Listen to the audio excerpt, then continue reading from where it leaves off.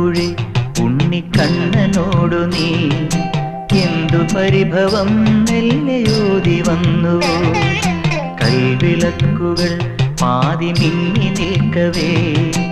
എന്തു നൽകുവാൻ എന്നെ കാത്തു നിന്നു നീ തൃപ്രസാദവും മൗന ചുംബനങ്ങളും പങ്കുവയ്ക്കുവാനോടി വന്നതാണു ഞാൻ രാഗചന്ദനം നിന്റെ നെറ്റിയിൽ തൊടാൻ ഗോപകന്യയായോടി